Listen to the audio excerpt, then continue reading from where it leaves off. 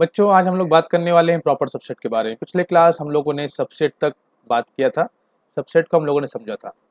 अब यहाँ पर हम लोग बात करते हैं प्रॉपर सबसेट के बारे में। इसे समझने के लिए सबसे पहले हम लोग दो सेट बना लेते हैं। मान लेते हैं कि ये एक सेट है ए और ये दूसरा सेट है बी। अब यहाँ पर सेट ए में कुछ एलिमेंट्स ले लेते हैं ए बी सी डी, और सेट बी में भी ए बी सी डी और भी कुछ ले लेते हैं ई। इसी तरह का एक एग्जाम्पल और भी ले लेते हैं हम लोग, सेट ए और यहाँ पर सेट बी। यहाँ पर लेते हैं ए बी सी और डी, यहाँ भी ए बी सी और डी। एक एग्जाम्पल और लेते हैं हम लोग, सेट ए और ये सेट बी।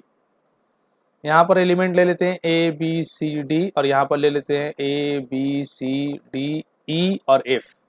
ठीक है, अब दोनों सेट को थोड़ा हम लोग ध्यान से देखते हैं कि यहाँ पर अगर हम लोग बात करें कि सेट ए में जितने भी एलिमेंट है वो सारे के सारे एलिमेंट सेट बी में है, और सेट बी में एक एलिमेंट ऐसा है जो सेट ए में नहीं है, तो हम लोग क्या बोलेंगे, ए बी का प्रॉपर सबसेट है।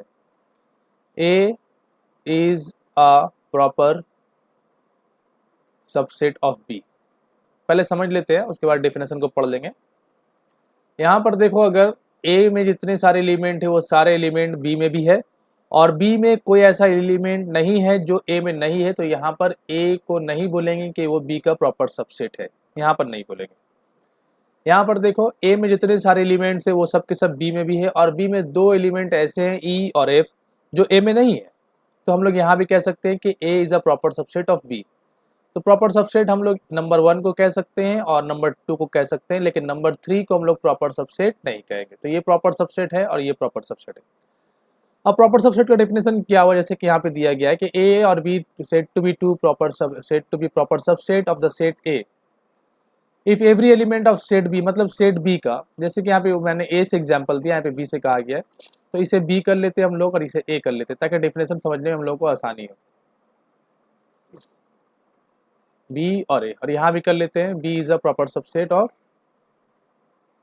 ए। ठीक है, यहाँ पे ए लिखा हुआ है ये। तो A a set B is set to be proper subset of set A if every element of set B का जितना भी एलिमेंट है वो सब के सब सेट ए में है, whereas every element of A is not element of B, लेकिन ए का सारा एलिमेंट बी का एलिमेंट नहीं होना चाहिए, तो इसे हम लोग क्या कहते हैं, प्रॉपर सबसेट। तो यहाँ पर आप दिखाते हैं कैसे प्रॉपर सबसेट को। बच्चों, लास्ट क्लास मैंने आप लोगों को बताया था कि बी सबसेट दिखाते हैं इस तरीके से।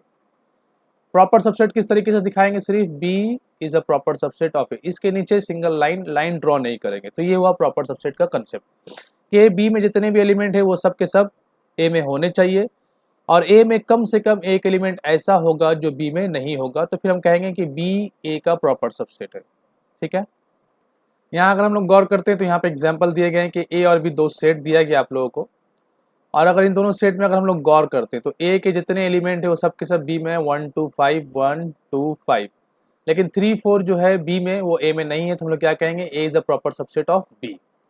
सेट ऑफ नेचुरल नंबर में क्या क्या आता है उसे देख लेते हैं। नेचुरल नंबर 1 से शुरू होता है, 1 2 3 4 5, इस तरीके से चलता रहता है। ठीक है, और जहाँ तक बात करें हम लोग इंटीजर्स के बारे में, तो वो -इन्फिनिटी से +इन्फिनिटी मान लेते हैं, ऐसे कुछ -3 -2 -1 0 1 2 3 4 इस तरीके से चलता जाएगा। तो अब यहाँ पे अगर हम लोग देखते हैं कि नेचुरल नंबर जो है यहाँ से इंटीजर्स के अंदर यहाँ से कंटिन्यू कर रहा है, तो हम लोग कह सकते हैं ना कि नेचुरल नंबर जितना है वो सब के सब इंटीजर्स में आते हैं, लेकिन इंटीजर्स में बहुत सारे एलिमेंट, बहुत सारे नंबर्स ऐसे हैं जो नेचुरल नंबर में नहीं आते, तो हम लोग क्या कह सकते हैं, natural number is a proper subset of integers. हम लोग बात करेंगे पावर सेट के बारे में। पावर सेट क्या होता है, जैसा कि हम लोग जानते हैं कि हम लोग सेट को किस तरीके से रिप्रेजेंट करते हैं। अगर मानते हैं कि बी एक सेट है तो इसमें कुछ एलिमेंट्स ले लेते हैं, सपोज कर लो ए। सी एक सेट है, इसमें कुछ एलिमेंट देते हैं ए बी। इसी तरीके से डी एक सेट है, पी क्यू आर। इस तरीके से बहुत सारे सेट्स हम लोग तैयार कर सकते हैं। तो यहाँ पे हम दिखाना चाह रहे हैं कि बी सी डी एक्चुअल में क्या है। बी सी डी एक सेट है, मतलब बी एक सेट है, सी एक सेट है और डी एक सेट है। अब अगर हम लोग एक ऐसा सेट तैयार करते हैं जिसके अंदर जो एलिमेंट होगा वो यही सेट होना चाहिए, तो जैसे कि हम लोग अंदर में लिख देते हैं बी सी और डी, तो ये बी और सी और डी क्या है, ये बी सी डी तो सेट है ना, जैसे कि मैंने यहाँ पे दिखाया। तो अगर आप एक ऐसा सेट बनाते हो जिसके अंदर जो एलिमेंट है वो भी सेट हो, तो फिर अब जैसे कि इसे बी को हम लोग ऐसे भी दिखा सकते हैं, ए। सी को क्या दिखा सकते हैं हम लोग, ए बी। और डी को क्या दिखा सकते हैं हम लोग, पी क्यू आर।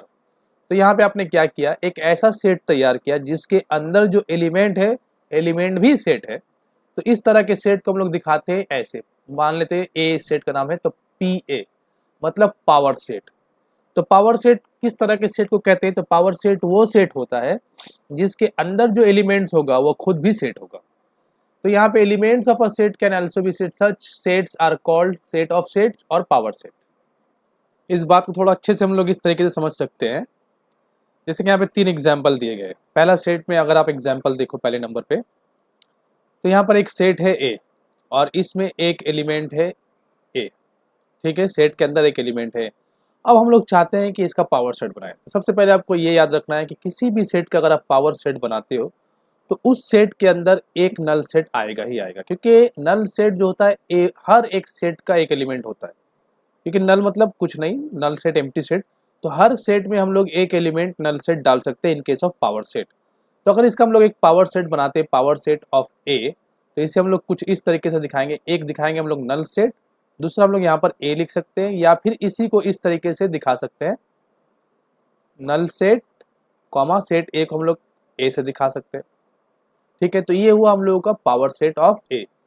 दूसरे नंबर पे अगर हम लोग देखते हैं एक बी, एक सेट है बी जिसमें 2 एलिमेंट्स है, 2 नंबर है 2 और 5।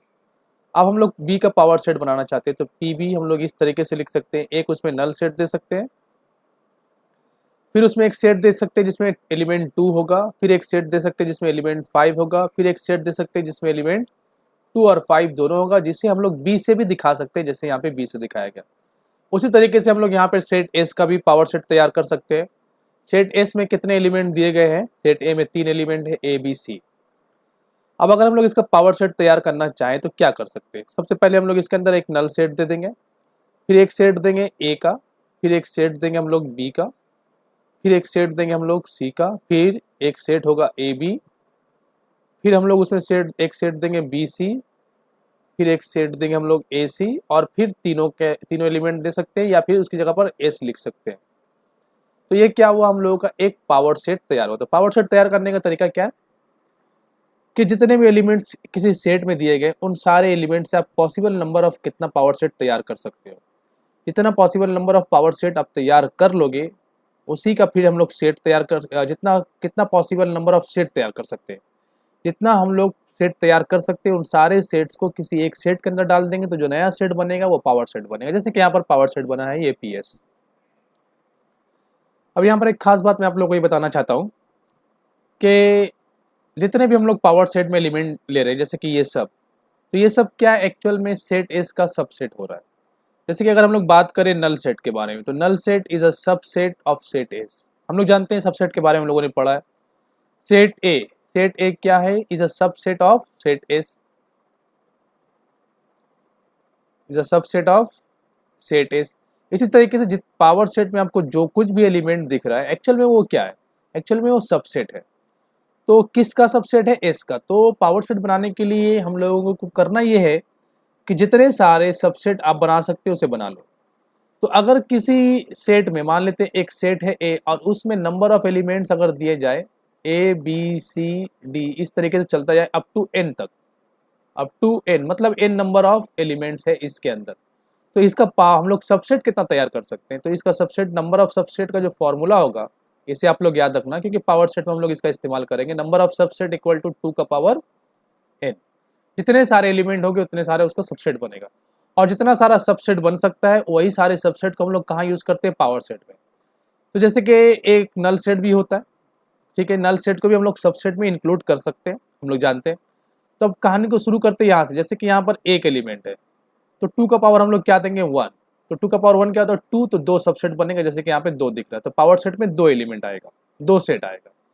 इसी तरीके से अगर यहाँ पर हम लोग देखते हैं तो यहाँ पे 2 नंबर है 2 और 5, तो अगर 2 का पावर 2 देते हैं तो 4 आएगा। तो यहाँ पे गौर करते हैं, अगर बी 1 2 3 4 सबसेट बन रहा है, मतलब पावर सेट के अंदर 4 एलिमेंट आ रहा है।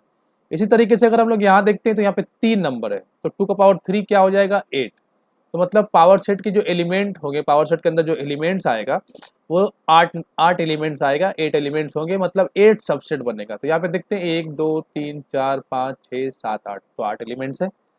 तो इस तरीके से इस फॉर्मूला के जरिए हम लोगों को ये भी क्लियर हो जाएगा कि इस सबसेट के इस पावर सेट के अंदर कितने सारे सबसेट्स आने वाले हैं। यूनिवर्सल सेट, यूनिवर्सल सेट किसे कहते हैं? देखो, अगर आप कहीं पर भी बहुत सारे सेट्स के ऊपर अगर काम करते हो या कहीं पर आपको बहुत सारे सेट्स दिखे जाए और उसी वक्त कोई एक ऐसा सेट दिख जाए जो बाकी सारे सेट उसके अंदर आ जाते हो, या यूँ कह सकते हैं कि बहुत सारे सेट्स अगर किसी सेट के सबसेट होते हैं तो उस सेट को हम लोग क्या कहते हैं? Universal set. जैसे कि मान लेते हैं कि अगर ए एक सेट है जिसमें एलिमेंट्स दिया गया है 1 2 3 अप टू 100, ठीक है। बी एक सेट दिया गया है, मान लेते हैं 200 300, इस तरीके से 100 का गैप चल रहा है, और ये दिया गया मान लेते हैं अप टू 1000 या 10,000 कर लेते हैं। इसी तरीके से अगर सेट सी दिया गया है और मान लेते हैं दिया गया 10 टू द पावर 5, ऐसे चल रहा है 10 to the power 6, 10 to the power 7, इस तरीके से चलता जा रहा है, मान लेते हैं 10 टू द पावर 50 तक। अब यहाँ पर एक सेट दिया गया, मान लेते हैं एन, और एन क्या है? नेचुरल नंबर, मान लेते हैं 1 2 3 4 ऐसे डॉट डॉट करके अप टू इन्फिनिटी तक। अब यहाँ पर अगर आप गौर से देखो तो क्या सेट ए एन का सबसेट नहीं होगा? होगा। क्या सेट बी एन का सबसेट नहीं होगा? होगा। क्या सेट सी एन का सबसेट नहीं होगा? होगा। तो हम लोग कह सकते हैं कि ए बी सी, और भी बहुत सारे एग्जाम्पल हम लोग ले सकते थे यहाँ पर डी ई एफ करके। फिलहाल यहाँ पर ए बी सी को हम लोग क्या कह सकते हैं कि वो सबसेट है नेचुरल नंबर का। तो यहाँ पर इस नेचुरल नंबर को हम लोग कह सकते हैं यूनिवर्सल सेट। किसी और एग्जाम्पल में कुछ और यूनिवर्सल सेट बना सकते हैं।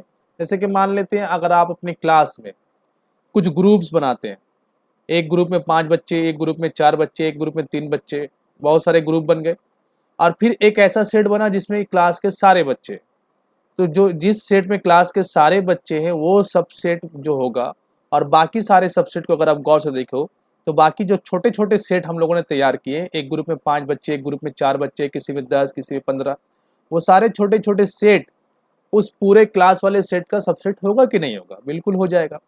तो इस तरीके से यूनिवर्सल सेट क्या होता है कि ऐसा सेट जो सारे सेट उसके अंदर आ जाए, या अगर सारे सेट जिसके ऊपर हम लोग डिस्कस कर रहे हैं वो सारे सबसेट हो किसी सेट का, तो उस सेट को हम लोग कहते हैं यूनिवर्सल सेट। जैसे कि यहाँ पे दिया गया है कि if in any discussion on the set theory all the given sets are subset of set U, बहुत सारे सेट है और वो सारे सेट सबसेट्स बन जाए किसका? एक यू सेट का, तो यू को हम लोग यूनिवर्सल सेट कह सकते हैं। जैसे कि यहाँ पर एक एग्जांपल दिया गया, ए में एलिमेंट है 2 4 6 8 1 3 5 3 5 7 11 2 4 8 16। अब यू दिया गया है अप टू 16, तो क्या ए यू का सबसेट नहीं है? बी भी यू का सबसेट है, सी भी यू का सबसेट और डी भी यू का सबसेट है, तो यू को हम लोग यूनिवर्सल सेट कह सकते हैं। तो वर्ड यूनिवर्सल से ये मत समझना कि पूरे यूनिवर्स को हम लोगों को लेना, नहीं। आप हर बार यूनिवर्सल सेट को कुछ भी बना सकते हो, लेकिन जहां पर आप डिस्कशन कर रहे हो देखो कि वो सारे सेट यूनिवर्सल सेट का सबसेट हो रहा है कि नहीं। अगर हो जा रहा है तो आप वो उस सेट्स को यूनिवर्सल सेट कह सकते हो। तो यूनिवर्सल सेट हर प्रॉब्लम में चेंज होता रहेगा, किसी में यूनिवर्सल सेट कुछ और आएगा, किसी में यूनिवर्सल सेट कुछ और आएगा, डिपेंड करता है प्रॉब्लम क्या है। जैसे कि अगर हम लोग इंग्लिश अल्फ़ाबेट के बारे में बात कर लेते हैं तो 26 लेटर का अगर एक सेट बना लिया हम लोगों ने, मान लेते हैं कि एक सेट है ए, इसमें टोटल 26 लेटर दिए गए, ए बी सी डी, इस तरीके से चल रहा है अप टू वाई जेड तक। अब एक सेट आपने तैयार किया बी जिसमें वॉवेल्स यूज किया गया है, ए ई आई ओ यू। एक सेट आपने यूज किया सी जिसमें सारे कॉन्सोनेंट यूज किए गए, जैसे कि अगर हम लोग बात करें बी सी डी एफ, इस तरीके से चल रहा, सारे कॉन्सोनेंट को आपने यूज किया। तो अब क्या बी ए का सबसेट नहीं होगा? होगा। क्या सी ए का सबसेट नहीं होगा? होगा। तो यहाँ पर ए को हम लोग यूनिवर्सल सेट कह सकते हैं। तो यूनिवर्सल सेट अलग अलग प्रॉब्लम में अलग अलग जगह पे अलग अलग मीनिंग के साथ आ जाएगा, मतलब मीनिंग वही रहेगा, अलग अलग वैल्यू के साथ आएगा। तो कौन से सेट में हम लोग बात कर रहे हैं, किस तरह का हम लोग सारा सबसेट ले रहे हैं, उस पर डिपेंड करता है। अब यहाँ पर बात करते हैं कि हम लोग intervals as a subset of R, किस आर मतलब रियल नंबर, रियल नंबर के इंटरवल्स के बारे में बात करते हैं।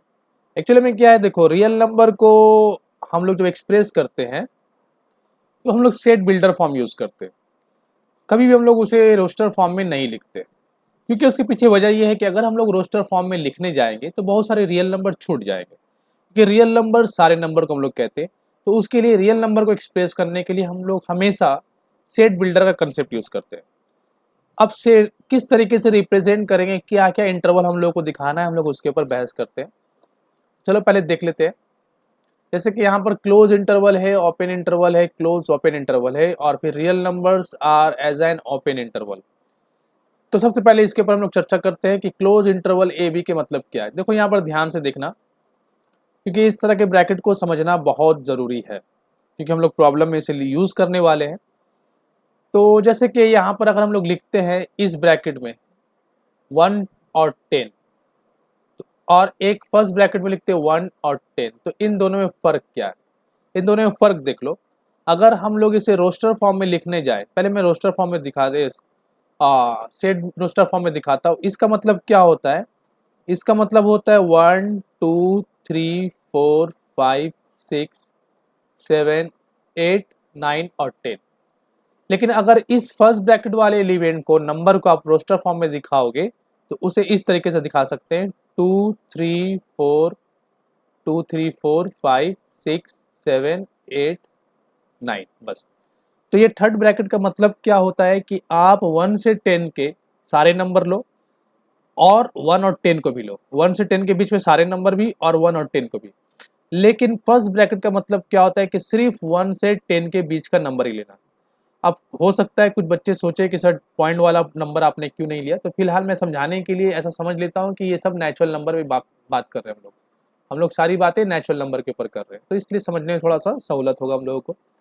तो जब भी थर्ड ब्रैकेट में दिया जाए नंबर्स 1 और 10, तो इसका मतलब क्या हो रहा है? आप 1 भी लो और 10 भी लो और उसके बीच का नेचुरल नंबर भी लो। लेकिन जब फर्स्ट ब्रैकेट में बात किया जाए तो आप सिर्फ 1 और 10 के बीच का नेचुरल नंबर ले सकते हो, 1 और 10 का इस्तेमाल नहीं कर सकते। ये मीनिंग होता है नेचुरल नंबर में, फर्स्ट ब्रैकेट और थर्ड ब्रैकेट का। उसके बाद हम बात करते हैं ऑफ क्लोज, और इसे हम लोग क्लोज ब्रैकेट कहते हैं और इसे हम लोग ओपन ब्रैकेट कहते हैं। तो ये समझ में आ गया कि क्लोज ब्रैकेट का इस्तेमाल किस तरीके से करना है और ओपन ब्रैकेट का इस्तेमाल किस तरीके से करना है। अब इसी बात को यहाँ पे देखते हैं ऐसे 1 और 10, इसका मतलब क्या होता है?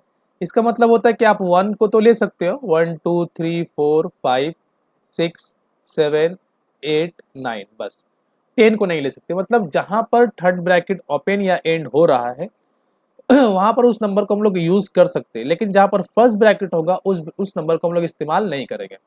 इसी बात को हम लोग ऐसे लिख लेते हैं, मान लेते हैं 1 और 10 ऐसे अगर दिया जाए, तो फिर यहाँ पर क्या करेंगे हम लोग, जब रोस्टर फॉर्म लिखेंगे तो इसे हम लोग लिखेंगे 2 3 4 5 6 7 8 9 और 10, क्योंकि 10 के पास थर्ड ब्रैकेट था, क्लोज ब्रैकेट क्लोज जो किया गया था वो थर्ड से किया गया था, थर्ड ब्रैकेट से। तो यहाँ पर हम लोग 10 को यूज कर सकते हैं।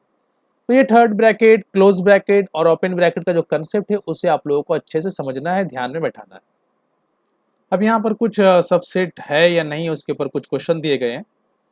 जैसे कि पहला एग्जाम्पल में अगर हम लोग देखते हैं 1 7 8 6 7 8 9, तो यहाँ पर सेट ए मान लेते हैं, ये वाला सेट ए है।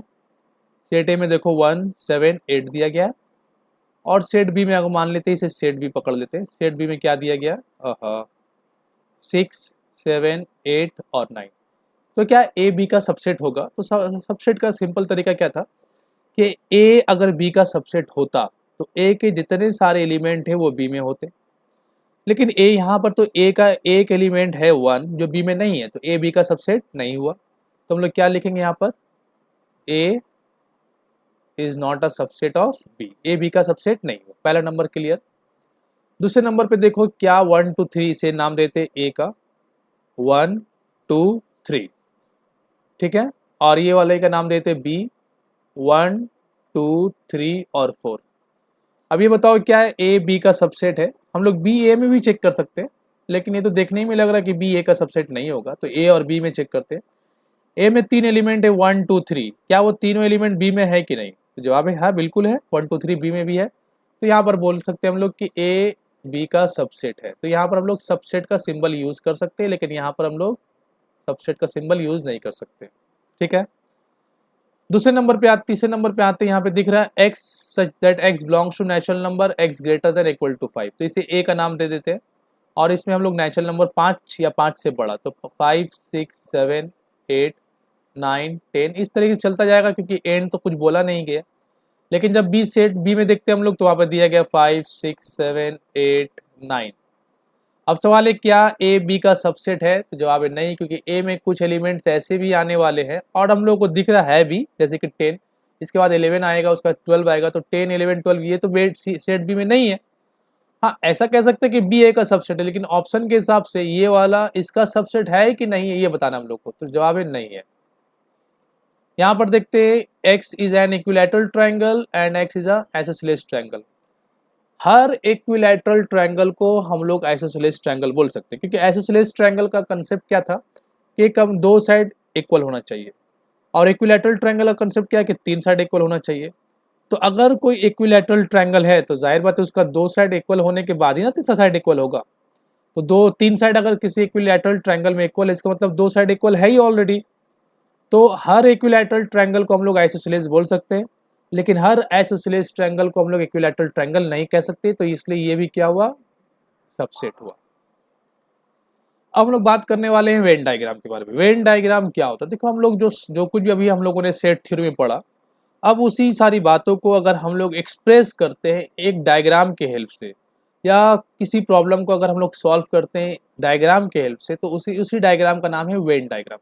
अब ये किस तरीके का होता है, कैसा दिखता है, इसके ऊपर हम लोग आहिस्ता आहिस्ता बात करने वाले हैं।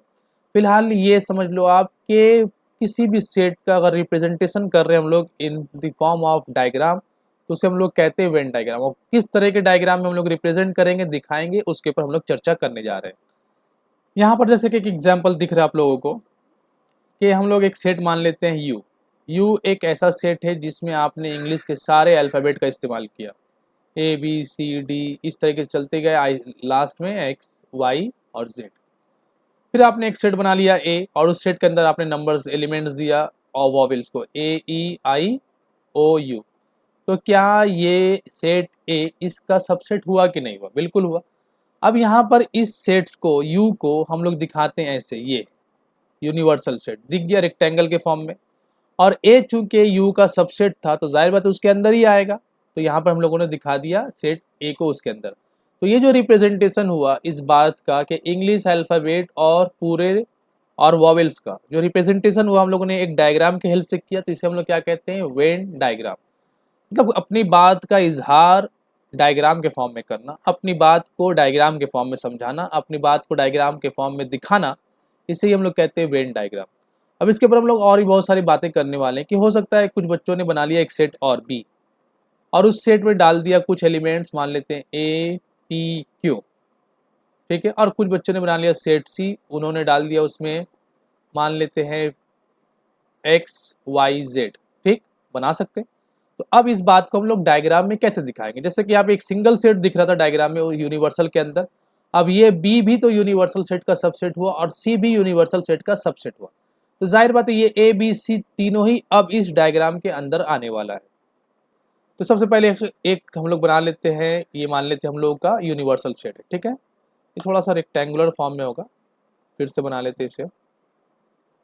चलो अब इसके अंदर हम लोग दो तीन सेट डालते हैं, एक सेट ए, एक सेट बी और एक सेट सी। थोड़ा सी को छोटा कर लेते हैं। अब यहाँ पर एक और ख़ास बात हम लोग को ये ध्यान देना है कि ये तो मेरा सेट हो गया यू, ये सेट का नाम तो यू हो गया क्योंकि ये यूनिवर्सल है। लेकिन अगर हम लोग सेट ए में देखते हैं तो इसमें जो अल्फ़ाबेट्स है वो है ए ई आई ओ और यू, लेकिन सेट बी में जो एलिमेंट है वो है ए पी क्यू, और सेट सी में जो है वो एक्स वाई जेड। अब यहाँ पर ये हम लोगों को देखने को मिल रहा है कि ए और ए मतलब सेट ए में और सेट बी में एक नंबर एक अल्फ़ाबेट कॉमन है, तो फिर इसे हम लोग किस तरीके से दिखाएंगे, तो चलो इसे देखते हैं, इसे किस तरीके से हम लोग दिखाते हैं। सबसे पहले करना ये है कि सबसे पहले इस ए को यहाँ पे नहीं लिखाएंगे हम लोग, ठीक है, जैसे कि यहाँ पे दिखाए यहाँ से भी हटा देते हैं। अब हम लोग करेंगे ये कि एक सेट तैयार कर लेते हैं हम लोग फिर से ये वाला, और ये वाले P को ए को जो है हम लोग कुछ इस तरीके से दिखाएंगे। देखो इस पी क्यू को यहाँ पर नहीं दिखाएंगे, पी क्यू यहाँ पर आ गया। अब चूंकि ए में भी है और ए बी में भी है तो इसलिए ए को यहाँ पर लिखेंगे क्योंकि दोनों में आ रहा है। तो ये क्या हो रहा है, ये एक्चुअली हम इसके ऊपर और भी डिटेल में बात करेंगे। अभी हम लोग जब यूनियन पढ़ेंगे, इंटरसेक्शन पढ़ेंगे, तो वहाँ पे और भी बात करने वाले हैं। फिलहाल यहाँ पर हम लोग सिर्फ ये समझ रहे हैं कि अपनी बातों का इजहार किस तरीके से हम लोग डायग्राम में करते हैं, और जिस डायग्राम में ये बात का इजहार करते हैं उसी डायग्राम का नाम है वेन डायग्राम। जैसे कि यहाँ पर देख सकते हो आप, यहाँ पर यूनिवर्सल सेट का कंसेप्ट नहीं आया, सिर्फ दो सेट का कंसेप्ट आया। बता दिया गया कि ए बी का सबसेट है, सॉरी प्रॉपर सबसेट है। तो अगर ए बी का प्रॉपर सबसेट है और ए बी के इक्वल नहीं, तो उसे किस तरीके से दिखा सकते हैं, या इस तरीके से दिखा सकते हैं कि बी के अंदर ए को हम लोगों ने पुट कर दिया, ये बी है, उसके अंदर ए आया, तो A is a proper subset of B and not equal to. अगर इक्वल टू रहता तो ए का डायग्राम भी पूरा ऐसे बन जाता, बी के ऊपर को बी को ओवरलैप कर जाता पूरा। लेकिन यहाँ पर क्या हो रहा है कि ए में कुछ एलिमेंट्स ऐसे हैं जो बी में है, मतलब, और बी में कुछ एलिमेंट ऐसे हैं, ए में जितने सारे एलिमेंट है वो सब के सब बी में है, लेकिन बी में कुछ एलिमेंट ऐसे हैं जो ए में नहीं है। तो क्या होगा, ए बी का प्रॉपर सबसेट हो जाएगा। तो और उसे इस तरीके से हम लोग दिखाते हैं डायग्राम में। तो ये डायग्राम देखो, अब ये डायग्राम क्या बता रहा है कि ये डायग्राम आप जब भी देखोगे तो आपको ये कहना आसान होगा कि ए बी का प्रॉपर सबसेट है। तब यहाँ पर हम लोगों ने ए और बी के एलिमेंट के बारे में चर्चा नहीं किया, हम लोगों ने ये जानने की कोशिश नहीं की कि ए में क्या एलिमेंट्स है, ए में क्या नंबर्स है, या बी में क्या नंबर्स है। हम लोगों ने सिंपली ये डायग्राम देखा और ये डायग्राम से डिसाइड कर लिया कि ए बी के अंदर है, तो जाहिर बात है ए बी का सबसेट या प्रॉपर सबसेट हो सकता है। लेकिन अगर सबसेट होता तो हो सकता था कि ए बी के बराबर हो जाए, लेकिन यहाँ पर जो दिया गया है कि ए बी के अंदर है, तो इसका मतलब ये हो रहा है, और छोटा में डायग्राम में दिखाया गया, तो इसका मतलब ये हो रहा है कि ए बी का प्रॉपर सबसेट है। यहाँ पर इस डायग्राम में देखो कि यहाँ पर ए और बी में कोई कंपैरिजन नहीं है, कंपेयर नहीं कर सकते हम लोग इसे। मतलब ए में जो एलिमेंट्स है वो बी में नहीं है, और बी के जो एलिमेंट्स है वो ए में नहीं है। जैसे कि यहाँ पे दिया गया, if the set A and B are not comparable then either of A और B is a subset of the other, neither, मतलब कि ना ही वो लोग एक दूसरे का सबसेट है। तो इस तरह के सेट को हम लोग किस तरीके से दिखाते हैं, इन दोनों डायग्राम की मदद से। मतलब अब ये डायग्राम आप जब भी देखोगे तो ये डिसाइड कर लेना कि इन दोनों के बीच में कोई किसी तरह का कोई मामला नहीं है। जैसे कि इस एग्जाम्पल में देख लो, ए में 1 2 3 4 है, बी में 5 6 7 है, क्या रिलेशन है दोनों, कुछ नहीं, दोनों बिल्कुल डिफरेंट है। दोनों के मामले, या क्या हम ऐसा पुट कर सकते हैं, क्या हम लोग ऐसा लिख सकते थे कि ए को इस यहाँ दे दिया, उसी के अंदर हम लोगों ने फिर बी को दे दिया, नहीं दे सकते थे। क्यों?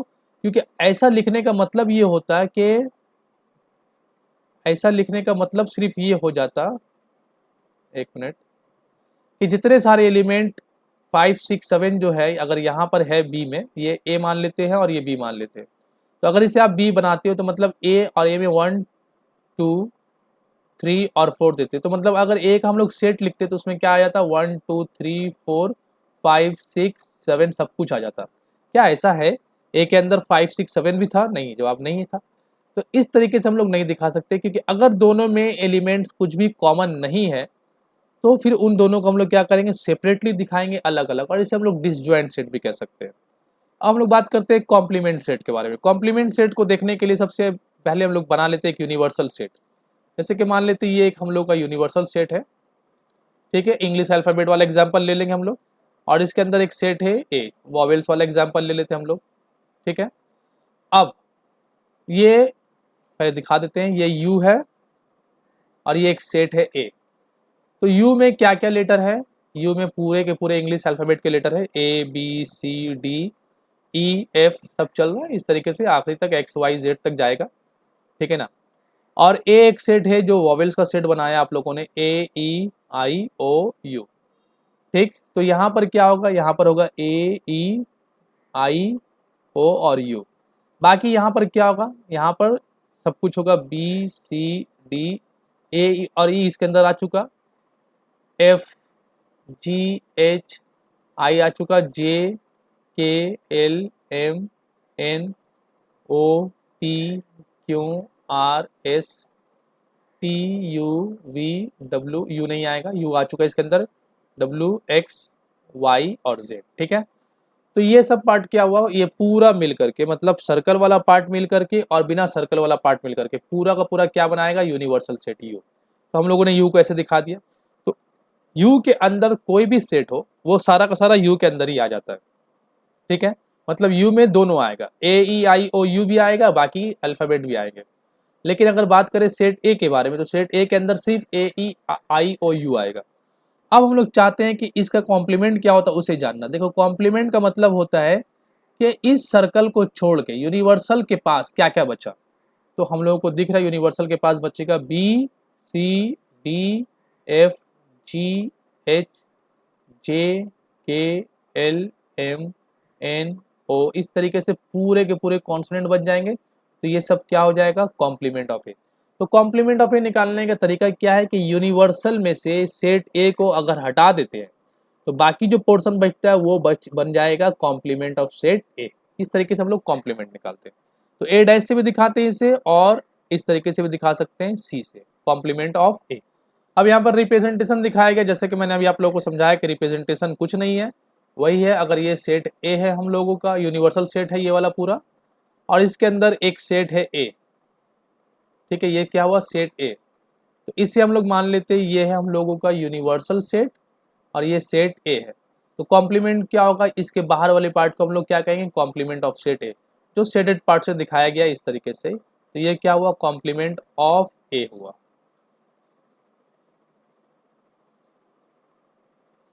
ठीक है।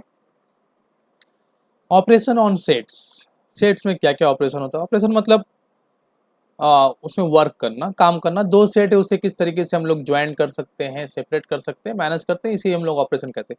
जैसे कि सिंपली अलजेब्रा में हम लोग करते थे ना, प्लस माइनस मल्टीप्लिकेशन डिवीजन, तो वो क्या था, अलजेब्रिक ऑपरेशन। यहाँ पर सेट ऑपरेशन होगा। सेट ऑपरेशन में हम लोग टर्म यूज करेंगे यूनियन, इंटरसेक्शन, सब्ट्रैक्शन, इस तरीके का टर्म हम लोग यूज करने वाले। तो सबसे पहले आता है union of sets. Union of sets क्या होता है कि अगर दो सेट मान लेते हैं, दो सेट है, तो उसे हम लोग डायग्राम से अच्छा समझने से बेटर है कि हम लोग यहाँ पर इसे एक एग्जांपल से समझ लेते हैं कि दो सेट दिया गया ए और बी। ए में कुछ एलिमेंट है 1 2 3, जैसे कि यहाँ पर ए में दिया गया है 1 2 3 और 4, और बी एक सेट है जिसमें दिया गया है कुछ एलिमेंट्स 2 3 6 7 और 9। अब अगर इन दोनों का यूनियन निकालने को कहा जाए तो क्या करेंगे, देखिए यूनियन को हम लोग यू से दिखाते हैं। ये इसका मतलब क्या हो रहा है, ए यूनियन बी। ठीक है, इसे रीड किस तरीके से करेंगे, ए यूनियन बी। मैं पीछे फिर दिखाऊंगा आप लोगों को रीड करने के लिए। अब ए यूनियन बी में क्या करते हैं ना, हम लोग एक सेट तैयार करते हैं। जब भी ए यूनियन बी करेंगे हम लोग एक सेट तैयार करेंगे, नया सेट, जिसमें क्या होगा कि ए और बी का सारा एलिमेंट आएगा और जो एलिमेंट कॉमन होगा वो एक बार आएगा। जैसे कि 1 लिख दिया हम लोगों ने, 1 एक ही बार था, लेकिन 2 इसमें भी है और इसमें भी है, तो 2 को एक बार लिखना है। 3 इसमें भी है, इसमें भी है, 3 को भी एक बार लिखना है।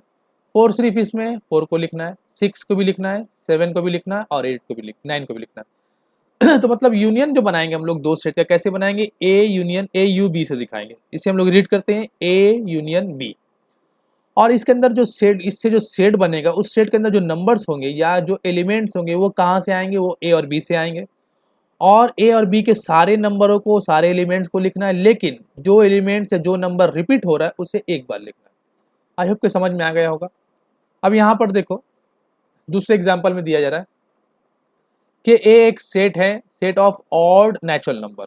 ऑड नेचुरल नंबर मतलब 1 3 5 7 इस तरीके से चलेगा। ठीक है। और सेट बी दिया गया है, वो सेट में क्या है, set of even natural number. तो इवन क्या होता है, 2 4 6 8 इस तरीके से चलता ही है। अब अगर हम लोग इन दोनों का यूनियन करेंगे तो यूनियन करने से क्या मिलेगा, जैसे कि हम लोगों ने कहा कि सारे नंबर दोनों सेट से ही यूनियन बनेगा।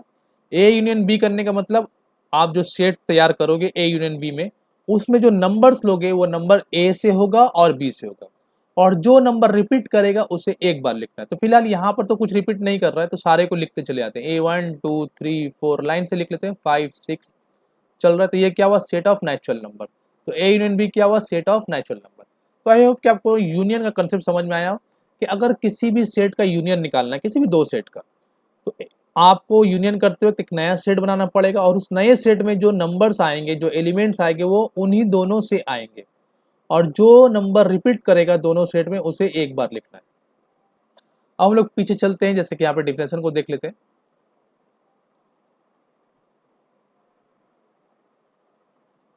हाँ, यहाँ पे union of sets A and B two given sets, then the union of A and B is the set of all those elements which belongs to either A or B or both। इस तरीके से दिखाते, A union B से दिखाते, simple, इसे आप लोग पढ़ लेना। अब यहाँ पर कुछ इंपॉर्टेंट बात है। वो इंपॉर्टेंट बात क्या है कि अगर X कोई एलिमेंट है जो बिलोंग कर रहा है A यूनियन B को, जैसे कि हम लोग देख सकते हैं पीछे, अगर यहाँ पर बात करें ये वाला, यहाँ से कोई भी नंबर को उठा लो, मान लेते हैं आपने उठाया 4, x इक्वल टू 4, तो 4 किसको बिलोंग कर रहा है, a यूनियन b को, तो इसे हम लोग लिख सकते हैं x belongs to a union b। तो अब इसका मतलब वो 4, वो नंबर जो है, अगर कोई x a यूनियन b को बिलोंग कर रहा है, जैसे कि हम लोगों ने पकड़ा 4 को, तो ये 4 या तो a में होगा या तो फिर b में होगा, तो हम लोग को दिख रहा है कि b में है, then implies that x belongs to either a और x बिलोंग्स टू b, तो वो किसी ना किसी से होना चाहिए, या तो वो नंबर a में होगा या तो फिर वो नंबर b में होगा, क्योंकि भाई आप यूनियन तो उसी से आपने बनाया ना, तो वो नंबर तो उसी के अंदर होना चाहिए। तो जब भी आप यूनियन का कोई भी नंबर उठाते हो तो वो नंबर या तो सेट ए में होगा या फिर वो नंबर सेट बी में होगा, इसमें कोई शक नहीं होना चाहिए मेरे ख्याल से। दूसरी बात, अगर x does not belongs to A union B कर रहा है कि x ए यूनियन बी में नहीं है, तो वो नंबर ना a में होगा ना b में होगा। जैसे कि यहाँ फिर से एग्जांपल देख लेते हैं, जैसे कि आपने यहाँ से एक नंबर सिलेक्ट किया, मान लेते हैं अगर आपने सोचा कोई नंबर -1, तो क्या -1 यहाँ पे दिख रहा है आपको, नहीं दिख रहा, तो ये -1 क्या है, बी में है, नहीं है, क्या ए में है, नहीं है, तो मतलब अगर कोई नंबर ए यूनियन बी में नहीं है तो वो ना ए में होगा ना बी में होगा, यही बात यहाँ पर कहा जा रहा है। अब इन दोनों को एक साथ देखते हैं, अगर कोई नंबर ए यूनियन बी में है तो वो या तो ए में होगा या तो फिर बी में होगा, लेकिन अगर कोई नंबर ए यूनियन बी में नहीं है तो ना वो ए में होगा और ना ही बी में होगा। तो यहाँ पर और का वर्ड यूज किया गया है और यहाँ पर एंड का वर्ड यूज किया गया है, यहाँ पे ध्यान देना है। अगर कोई नंबर ए यूनियन बी में है तो वो नंबर या तो ए में हो सकता है या तो बी, मतलब दोनों में से किसी एक में होगा। लेकिन अगर कोई नंबर ए यूनियन बी में नहीं है तो इसका मतलब वो ए में भी नहीं है और बी में भी नहीं है, दोनों में नहीं है। अब यहाँ पर देखो, A is a subset of A union B, A union B का सबसेट ए होता है और बी भी होता है, सिंपल सी बात है। जैसे कि यहाँ पे अगर हम लोग देख सकते हैं, हम लोग कह सकते हैं ना कि A is a subset of A union B, क्योंकि ए का जितना एलिमेंट है वो ए यूनियन बी में है। उसी तरीके से कह सकते हैं B is a subset of A union B. तो जब भी किसी दो सेट का हम लोग यूनियन निकालते हैं तो हर सेट, सिंगल सेट, वो यूनियन वाले का सबसेट बन जाता है। और यहाँ पर ए यूनियन कॉम्प्लीमेंट ऑफ ए का कॉम्प्लीमेंट अगर यूनियन के साथ करेंगे तो सिंपल सी बात, यूनिवर्सल सेट मिलने वाला है। जैसे कि हम लोगों ने देखा था थोड़ी देर पहले कि मान लेते एक सर्कल है, एक सेट है और ये उसका यूनिवर्सल सेट है। यूनिवर्सल सेट के अंदर हम लोगों ने एक सेट को डाल दिया। अब यहाँ पर हम लोग कह सकते हैं ना कि अगर ये सेट ए है तो ये उसका कॉम्प्लीमेंट है, दोनों का यूनियन करने से क्या मिलेगा, हम लोगों को यूनिवर्सल सेट मिल जाएगा, सिंपल सी बात है। Okay, intersection of sets, intersection of sets को क्या होता है इसे भी समझने के लिए हम लोग सबसे पहले कुछ एग्जाम्पल्स को देख लेते हैं। और एग्जाम्पल्स नहीं दिया गया है, हाँ यहाँ पर है एग्जाम्पल्स, चलो हम लोग खुद से एग्जाम्पल ले लेते हैं, कोई दिक्कत नहीं है। जैसे कि मान लो यहाँ पर एक सेट है ए और उसमें तुम कुछ एग्जाम्पल्स, कुछ नंबर ले लो, 1 2 3 4 5 6 7 8 9 10, ले लिया नंबर 10 तक। अब तुमने एक सेट लिया बी, मान लो उसमें नंबर ले लो 2 4 6 8 10 12 14 16 18 और 20, ठीक है, 10 नंबर इसमें भी, 10 नंबर इसमें भी है। अगर हम लोग यूनियन के बारे में बात करेंगे तो यूनियन तो हम लोग समझ चुके, अब बात कर रहे हैं इंटरसेक्शन के बारे में। तो इंटरसेक्शन दिखाते कैसे, इस तरीके से, ए इंटरसेक्शन बी, मतलब यू को उल्टा करके लिख देना, यू को उल्टा करके लिखना, ध्यान रहेगा। अब इसमें करते क्या है, एक नया सेट बनाते हैं और इस नए सेट में एलिमेंट कहाँ से आएगा, ए और बी से। लेकिन ए और बी का कौन सा एलिमेंट, तो ए और बी में जो कॉमन है वो ही सिलेक्ट करना है। तो 2 2 2 को लिखो, 4 4 4 को लिखो, 6 6 6 को लिखो, 8 और 10, और कोई कॉमन है नहीं है, खत्म। तो ए और बी दो सेट का इंटरसेक्शन करेंगे जब हम लोग, तो कैसे दिखाएंगे, इस तरीके से दिखाएंगे। इंटरसेक्शन दिखा दिया, फिर करते क्या है, इंटरसेक्शन मतलब एक नया सेट बनाओ, उस नए सेट में जो एलिमेंट लोगे कहाँ से लोगे, ए और बी से, और कौन सा एलिमेंट लोगे, जो दोनों में कॉमन होगा। दिमाग में बात रहेगा, दो सेट का इंटरसेक्शन करने का मतलब क्या करना है, उसे इस तरीके से दिखाना है, इस तरीके से दिखा दिया, फिर इसमें क्या बनेगा, एक सेट बनेगा, उस सेट में एलिमेंट कहाँ से आएगा, ए से और बी से आएगा, कौन सा एलिमेंट, जो दोनों में कॉमन होगा। अब यहाँ पर कुछ इंपॉर्टेंट बात को नोट कर लो कि अगर x belongs to intersection b है, यहाँ पर कोई भी एलिमेंट अगर है, मान लेते हैं जैसे कि पकड़ा आप लोगों ने 6, तो जरूरी है कि 6 ए में भी हो और बी में भी हो, x belongs to A and x belongs to B. लेकिन यूनियन में ऐसा नहीं था, यूनियन में और का वर्ड दिया गया था, लेकिन इंटरसेक्शन में क्या, एंड का वर्ड दिया गया। तो अगर x belongs to A intersection b है, then implies that x belongs to A and x belongs to b also. लेकिन अगर हम लोग यूनियन के बारे में बात करें, पीछे अगर हम लोग देखते हैं, जैसे कि यहीं पर था यही वाला, यहाँ पर देखो क्या दिया गया था, अगर x belongs to A union B है तो x बिलोंग्स टू ए और x बिलोंग्स टू बी। लेकिन इंटरसेक्शन में क्या कर दिया गया कि अगर x belongs to A intersection B है then it must be belongs to A and B. अब अगर x does not belongs to A intersection B है तो इसका मतलब x does not belongs to A और x does not belongs to B, मतलब या तो वो a में नहीं होगा या तो फिर b में नहीं होगा, दोनों में से किसी एक में हो सकता है। जैसे कि अगर हम लोग बात करते हैं कि कोई नंबर यहाँ से आपने लिया 1, 1 तो इंटरसेक्शन में नहीं है लेकिन 1 तो a में है, आपने सिलेक्ट कर लिया मान लेते हैं 14, 14 तो इंटरसेक्शन में नहीं है और बी में भी और ए में भी नहीं है लेकिन बी में तो है। तो अगर कोई नंबर इंटरसेक्शन में नहीं आ रहा है तो वो नंबर ए में या बी में हो सकता है। अब इंटरसेक्शन वाला जो होता है वो सबसेट होता है ए का भी और बी का भी। देख लो यहाँ पर ए इंटरसेक्शन बी ए का भी सबसेट है और बी का भी सबसेट है, लेकिन यूनियन में मामला उल्टा था। यूनियन में क्या था, A is a subset of A union B and B is a subset of A union B. लेकिन यहाँ पर क्या होगा, इंटरसेक्शन वाला जो सेट तैयार होगा वो ए का भी सबसेट बनेगा और बी का भी सबसेट बनेगा।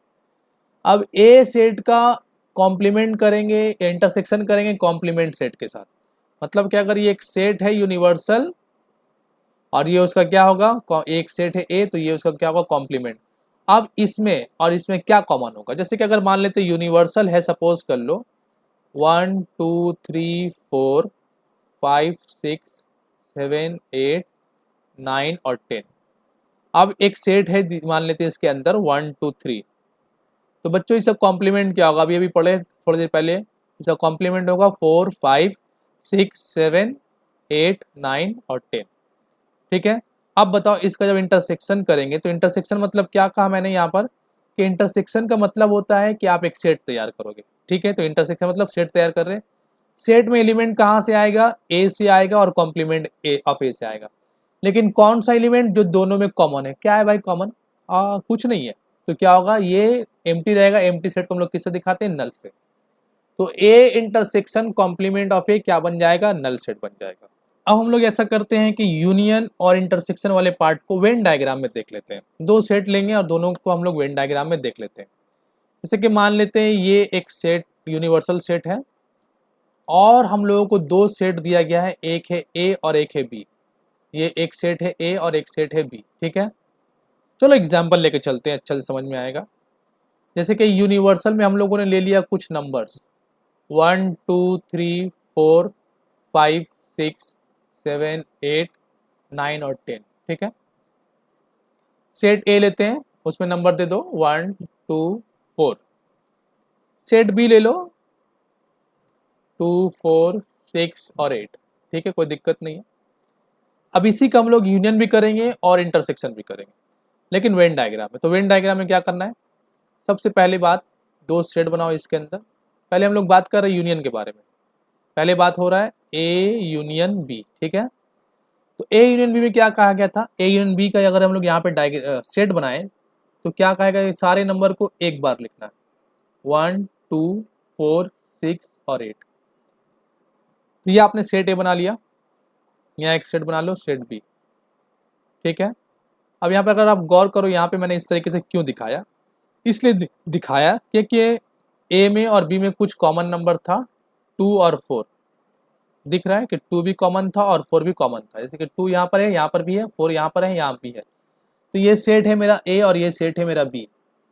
तो 2 और 4 को यहाँ पे लिखेंगे क्योंकि ए और बी दोनों में है, और ए में और क्या बचा 1 और बी में क्या बचा 6 और 8। तो ये हुआ ए यूनियन बी। मतलब अगर हम लोग इसे डायग्राम को, ये ए यूनियन बी मतलब क्या हुआ, अब ये पूरा जो दो सर्कल का पूरा एरिया दिख रहा है वो यूनियन से रिप्रेजेंट हो रहा है। 1 इस पार्ट में है, ये वाले पार्ट में क्या है, ये वाले पार्ट में आपको 1 दिख रहा है ना। ये वाले पार्ट में आपको 2 4 दिख रहा है। और हम लोग बात करते हैं अगर ये वाले पार्ट के बारे में, इस वाले पार्ट में क्या दिख रहा है 6 और 8। तो ये पूरा एरिया क्या हुआ, जो शेडेड कर दिया गया 3 अलग अलग कलर से, ये हुआ ए यूनियन बी का शेडेड पोर्शन, या इसे हम लोग कहते हैं ए यूनियन बी। लेकिन अगर बात करें इसी सेट का, अगर हम लोग इंटरसेक्शन निकालते हैं ए इंटरसेक्शन बी, इन दोनों का ए और बी का, तो क्या आएगा बच्चों जवाब, कॉमन क्या है भाई देख लो, 2 और 4 कॉमन है। जो कॉमन है उसी से सेट बनता है। अब अगर इसे हम लोग वेन डायग्राम में रिप्रेजेंट करना चाहते हैं, ये बन गया हम लोग का ए और ये बन गया हम लोग का बी। ठीक है, और हम लोग ले लेते हैं एक यूनिवर्सल सेट ले लिया हम लोगों ने। ये हुआ हम लोगों का यूनिवर्सल U।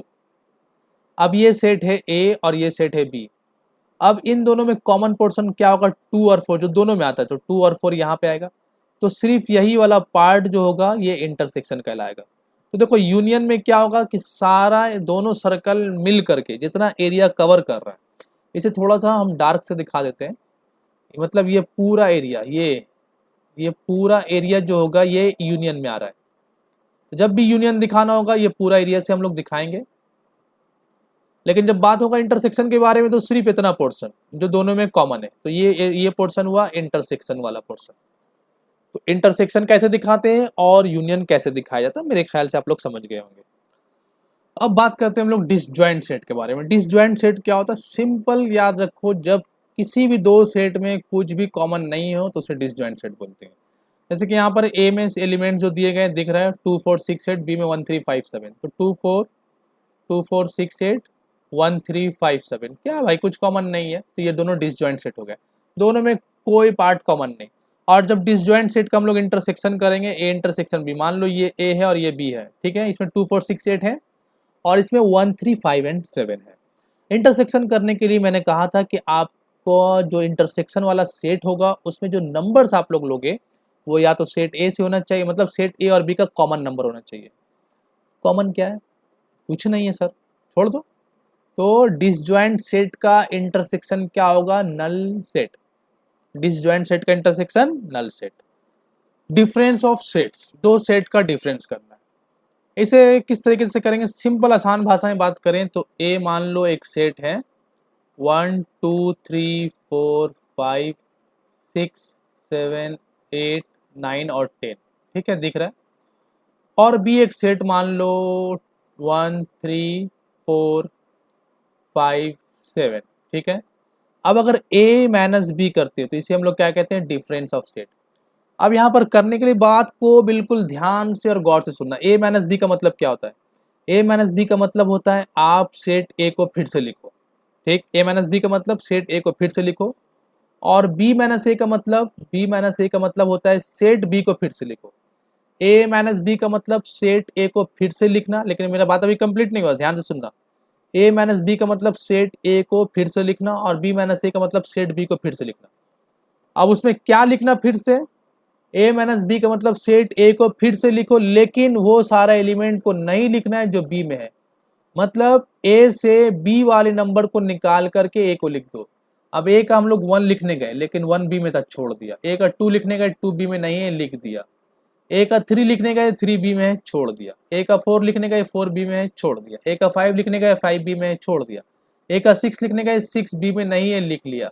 ए का 7 लिखने गए, 7 बी में है, छोड़ दिया। ए का 8 लिखने गए, 8 बी में नहीं है, लिख दिया। 9 लिख दिए, 10 लिख दिया। बी माइनस ए मतलब बी का नंबर लिखो लेकिन उसको नहीं लिखना है जो ए से मैच करता हो। तो बी में 1 है, 1 ए से मैच कर गया, नहीं लिखा। बी में 3 है, 3 बी से मैच कर गया, नहीं लिखा। बी में 4 है, 4 बी से मैच ए से मैच कर गया, नहीं लिखा। मतलब बी का नंबर हम लोगों को लिखना है लेकिन वो सारा नंबर बी का जो ए में होगा उसे नहीं लिखना। तो मेरे ख्याल से कोई ऐसा नंबर नहीं बच रहा बी में जो ए में ना हो, तो यहाँ पर क्या होगा, एम्प्टी, तो ये नल सेट बन जाएगा। और भी एक एग्जांपल देख लेते हैं जहाँ पे थोड़ा सा डिफरेंट हो।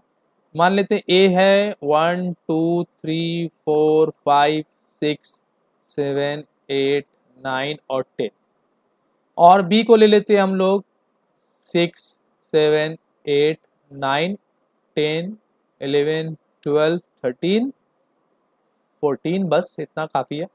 अब ए माइनस बी का मतलब ए से बी को निकाल कर ए को वापस लिखो। ए से बी को निकाल दो, तो ए से बी निकालने से क्या क्या बचेगा हम लोग को, 1 2 3 4 5, ये बचेगा। बी माइनस ए का मतलब क्या होता है कि बी से ए को निकाल दो, तो बी से ए को जब निकाल देंगे तो क्या क्या बचेगा, बी से ए को निकाल देना और बी को वापस लिखना। बी से ए को निकालो और बी को वापस लिखो, तो बी में क्या है, 6 है, 6 ए में मिल गया, मत लिखो। 7 8 9 10 मिल गया, बी में 11 बचेगा जो ए में नहीं है, 12 13 और 14। तो ए माइनस बी और बी माइनस ए का मतलब आई होप आपको समझ में आ गया हो। यहाँ पे बहुत अच्छा एग्जांपल दिया गया। ए एक सेट है 1 2 3 4, बी एक सेट है 2 4 7 9 और ए माइनस बी। तो ए माइनस बी क्या होगा, ए से बी को निकाल दो, जैसे कि ए क्या है 1 2 3 और 4, बी क्या है 2 4 7 और 9। अब ए माइनस बी कर रहे हैं हम लोग ना, ए माइनस बी, तो ए से बी को निकाल दो, तो ए से बी जब निकालेंगे तो क्या बचेगा 1 3, क्योंकि क्या क्या मिल गया, बी से के साथ 2 मिल गया, 4 मिल गया, 1 3। और अगर बी माइनस ए के बारे में बात करते हैं तो बी से ए को निकाल दो, बी में ए का कौन कौन सा हिस्सा है 2 और 4 है, तो 7 और 9 जवाब होगा। इसी तरीके से यहाँ पर दूसरे एग्जाम्पल में आप लोग गौर कर सकते हैं, खुद से आप लोग को समझ में आ जाएगा कि ए में इतना है, बी में इतना। इस तरीके से ए माइनस बी माइनस सी माइनस ए, बी माइनस ए और ए माइनस ए बना दिया गया। जैसे कि ए माइनस बी बनाते वक्त ए से बी को निकाल दिया, जैसे बी में क्या था, ए में क्या था 12, बी में भी है, इसे मैं बना लेता हूँ ए माइनस बी। तो ए को लिखना है लेकिन बी को निकाल देने के बाद, मतलब ए में बी का जो जो नंबर है वो उसको हटा दो। तो ए में बी का 12 है, छोड़ दो। 15 है बी का, नहीं है, 15 को लिखा। 17 बी का है, नहीं है, 17 को लिख दिया। 20 नहीं है, 20 को लिख दिया। 21 बी में है, मत लिखो। बी माइनस सी को देख लो, बी से सी को निकाल दो। 15 बी में है नहीं है, 15 को लिख दिया। बी से सी को निकालना, बी माइनस सी मतलब बी को लिखना है लेकिन सी को निकाल कर। 17 बी में है, नहीं है, लिख दिया। 18 बी में है, हाँ है, मत लिखो। 22 बी में है, नहीं है, लिख दो। बी माइनस सी, बी माइनस सी, ओहो बी माइनस सी कर रहे थे ना हम लोग, थोड़ा सा मिस्टेक हो गया यहाँ पे।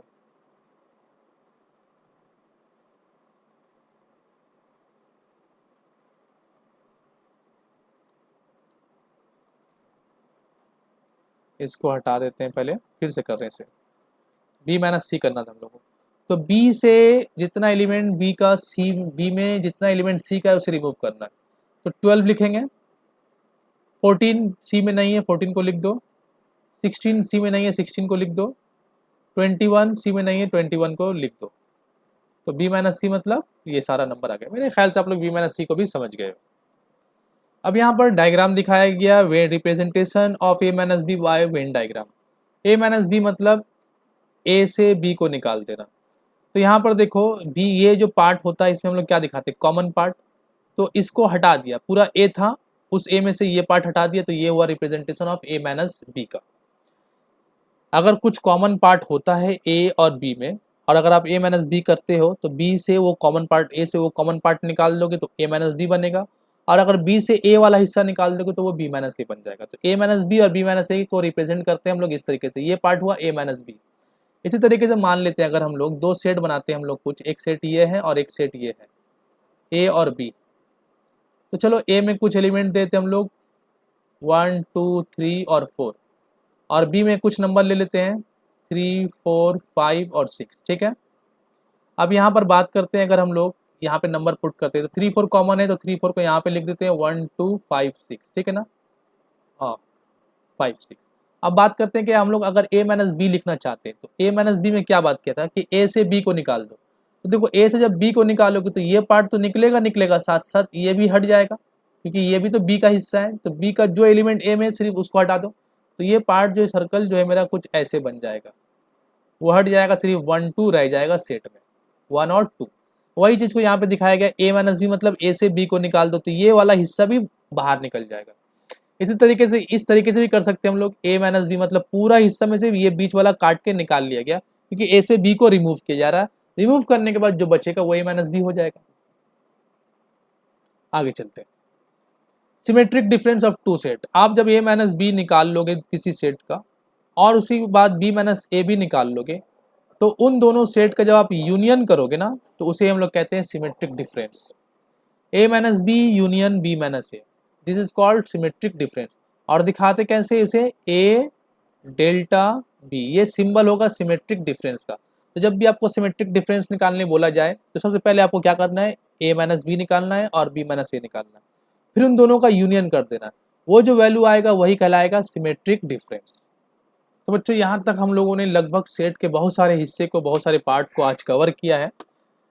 तो नेक्स्ट क्लास हम लोग, आज का क्लास यहीं पे ख़त्म करते हैं। नेक्स्ट क्लास हम लोग फिर कुछ नए कंसेप्ट के बारे में बात करते हैं। तो हम लोग मिलते हैं अब अगले वीडियो में।